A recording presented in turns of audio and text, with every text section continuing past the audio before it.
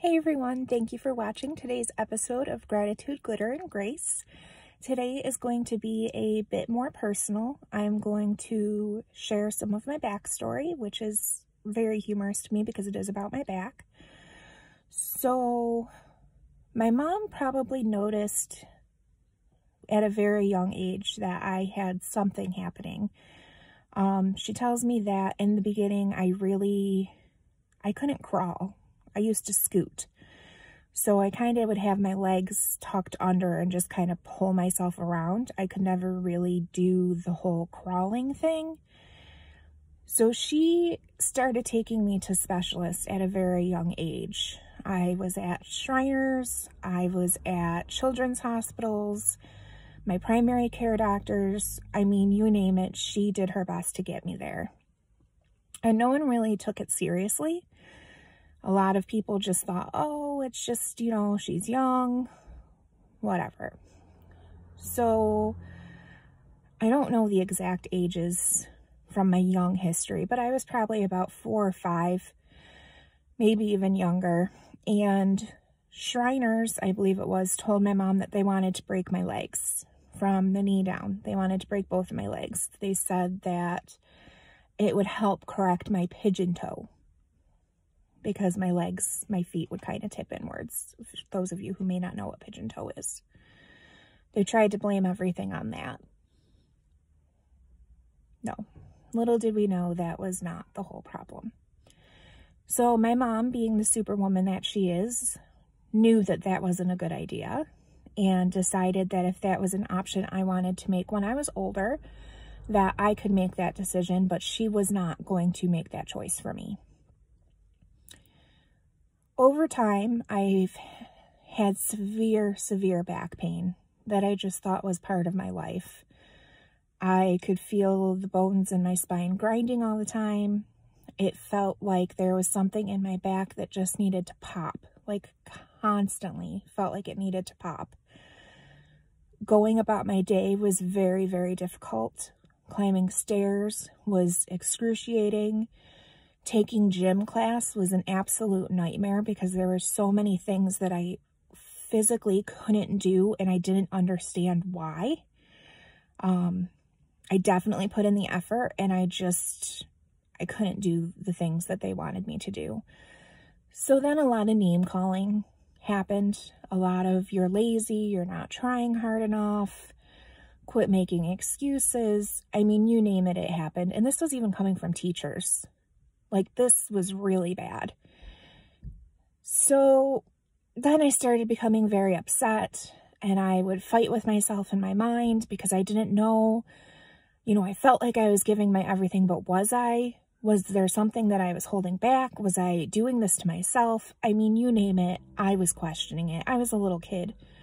I just knew that I was in a lot of pain, like a lot of pain. And it didn't seem like anybody else had that problem. So I was very isolated.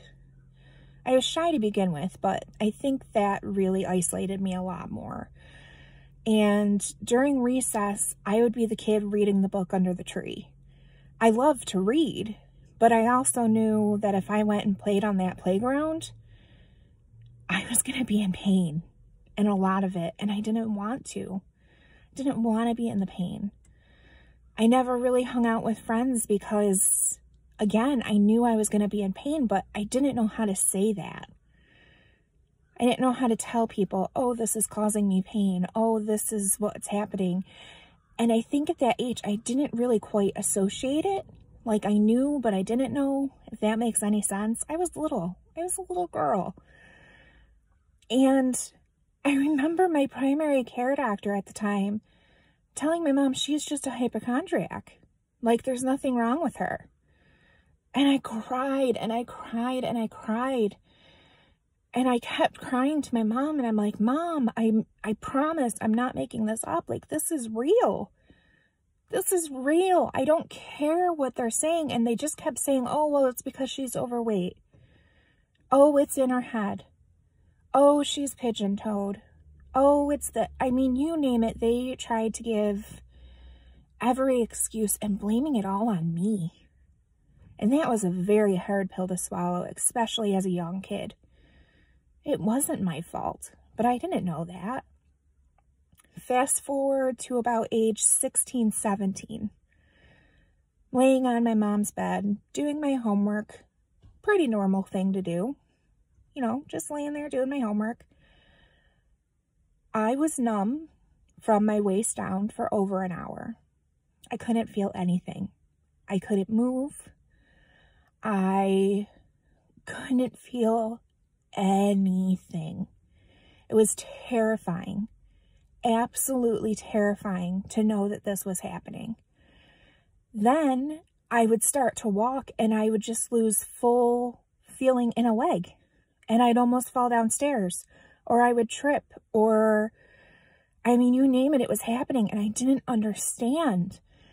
And this really freaked my mom out, knowing that I couldn't feel anything.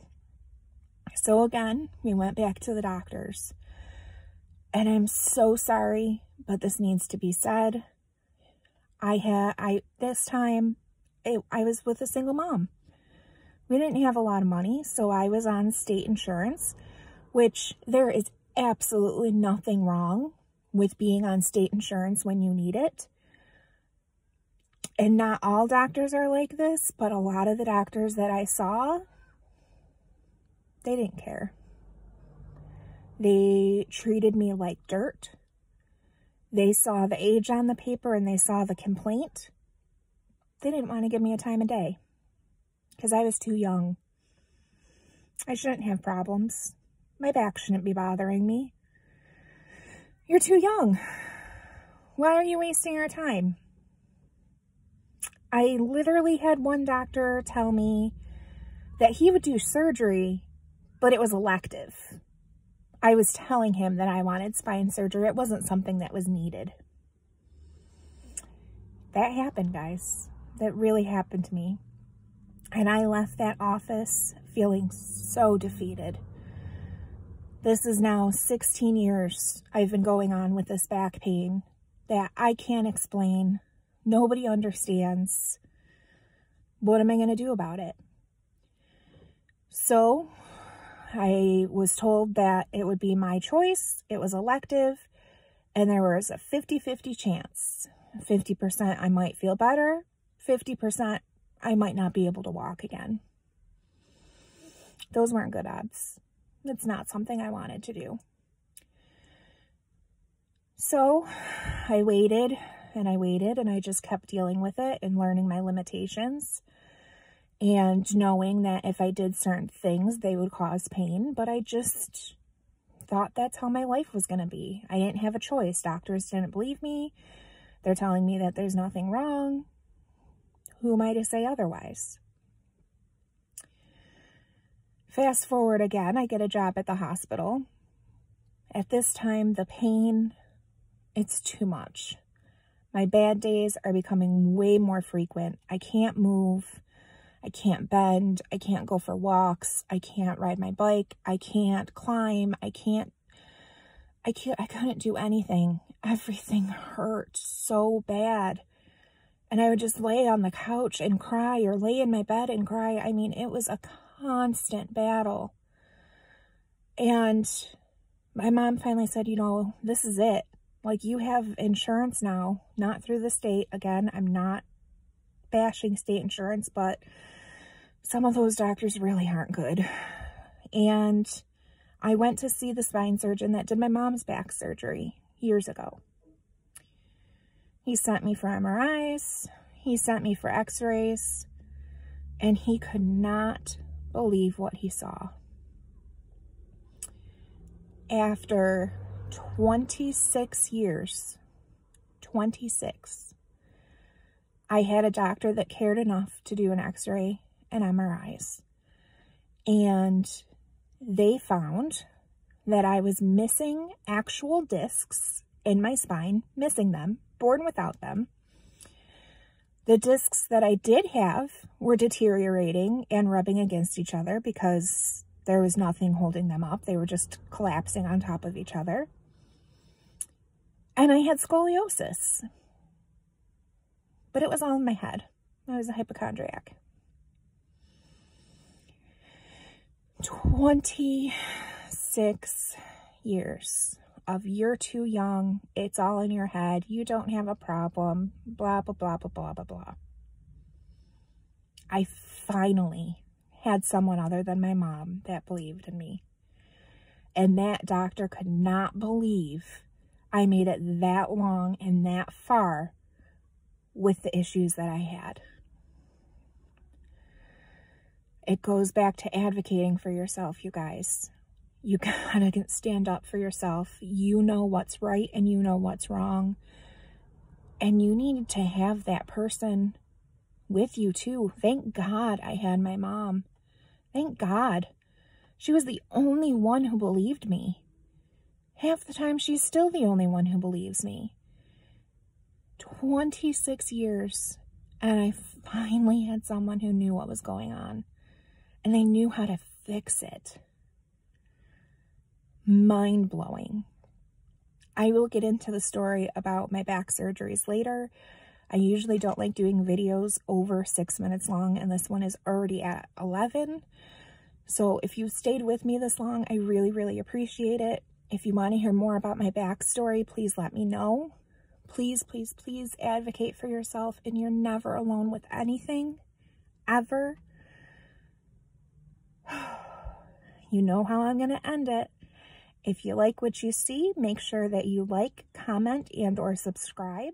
Stay grateful, find your glitter, and keep your grace.